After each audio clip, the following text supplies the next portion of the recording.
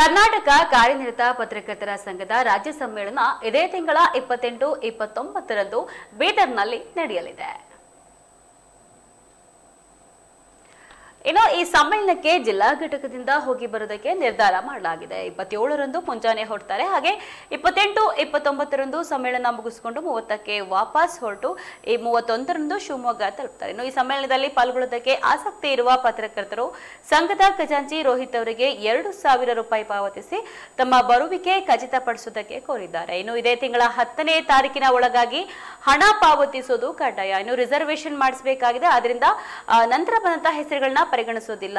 ಇದರೊಂದಿಗೆ ಸಮ್ಮೇಳನದ ಆತಿಥ್ಯ ವ್ಯವಸ್ಥೆ ಹಿನ್ನೆಲೆಯಲ್ಲಿ ಬೀದರ್ ಜಿಲ್ಲಾ ಘಟಕದಲ್ಲೂ ನೋಂದಣಿ ಕಡ್ಡಾಯ ಆಗಿದೆ ಎಂದು ತಿಳಿಸಿದರು.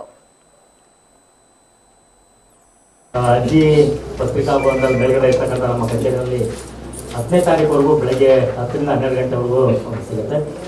ಆಸಕ್ತ ಪತ್ರಕರ್ತರು ಕಾರ್ಯನಿರತ ಪತ್ರಕರ್ತ ಯಾರಿದ್ದೀರಾ ದಯಮಾಡಿ ಒಂದು ನಿಮ್ಮ ಅಪ್ಲಿಕೇಶನ್ ತಗೊಂಡು ಅದನ್ನು ಭರ್ತಿ ಮಾಡಿ ನಿಗದಿತ ಶುಲ್ಕ ಏನಾದ್ರು ದೌರ್ಜನ್ಯ ಅಂದರೆ ಅದರ ವಿರುದ್ಧ ಕೂಡ ಧ್ವನಿಯತ್ವ ಅದೇನಂತಂದರೆ ಈ ರಾಜ್ಯದ ಎಲ್ಲ ಪತ್ರಕರ್ತರ ಕ್ಷೇಮಾಭಿವೃದ್ಧಿಗೆ ನಿಧಿಗೆ 100 ಕೋಟಿ ರೂಪಾಯಿ ಮೀಸಲಿಡಿ ಅಂತೇಳಿ ಆ ಒಂದು ಮನವಿಯನ್ನು ಮಾಡಿಕೊಂಡಿದ್ದಾರೆ.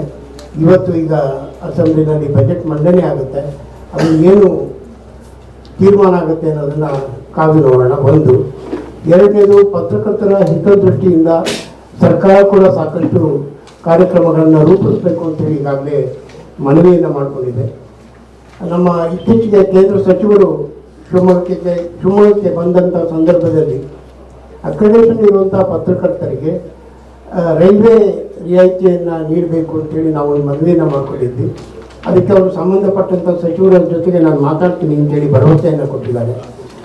ಇದರೆಲ್ಲದರ ಜೊತೆಗೆ ಬಹಳ ಮುಖ್ಯವಾಗಿ ನಮ್ಮ ರಾಜ್ಯಾಧ್ಯಕ್ಷರು ಸರ್ಕಾರ ನೀಡುವಂಥ ಹೌಸಿಂಗ್ ಬೋರ್ಡ್ ಇರ್ಬೋದು, ನಗರಾಭಿವೃದ್ಧಿ ಪ್ರಾಧಿಕಾರಗಳಿರ್ಬೋದು, ರಾಜ್ಯ ಮಟ್ಟದಲ್ಲಿ ಅಲ್ಲಿ ನಿವೇಶನಗಳನ್ನು ಹಂಚಿಕೆ ಮಾಡುವಂಥ ಸಂದರ್ಭದಲ್ಲಿ ಪತ್ರಕರ್ತರಿಗೆ 5% ಮೀಸಲಾತಿಯನ್ನು ಇಡಬೇಕು.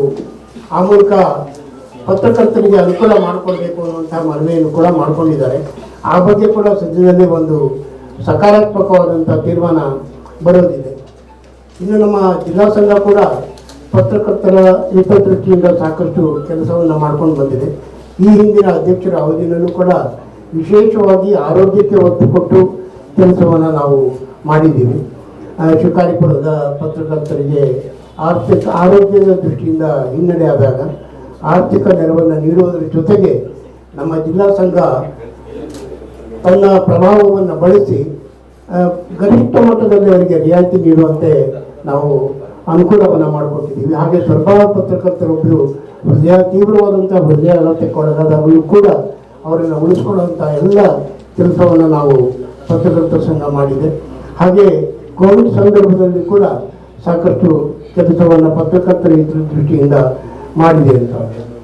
ಇದಿಷ್ಟು ರಾಜ್ಯ ಮತ್ತು ಜಿಲ್ಲಾ ಸಂಘ ಈವರೆಗೆ ಮಾಡ್ಕೊಂಡು ಬಂದಿರುವಂಥದ್ದು. ಇನ್ನು ಮುಂದೆ ಕೂಡ ನಮ್ಮ ಸಂಘಟನೆ ಪತ್ರಕರ್ತರ ಹಿತದೃಷ್ಟಿಯಿಂದ ಸಾಕಷ್ಟು ಯೋಚನೆಗಳನ್ನು ನಾವು ಹಮ್ಮಿಕೊಂಡಿದ್ದೀವಿ. ಅದರಲ್ಲಿ ವಿಶೇಷವಾಗಿ ಪತ್ರಕರ್ತರು ಮತ್ತು ಅವರ ಕುಟುಂಬದವರಿಗೆ ಬಹುಶಃ ಏಪ್ರಿಲ್ ಮೊದಲನೇ ವಾರ ಈ ಎಕ್ಸಾಮ್ಗಳೆಲ್ಲ ಮುಗಿದ ನಂತರ ಒಂದು ಕುಟುಂಬ ಮಿಲನ ಮತ್ತು ಕ್ರೀಡಾಕೂಟವನ್ನು ಕೂಡ ನಾವು ಆಯೋಜನೆ ಮಾಡೋರಿದ್ದೀವಿ.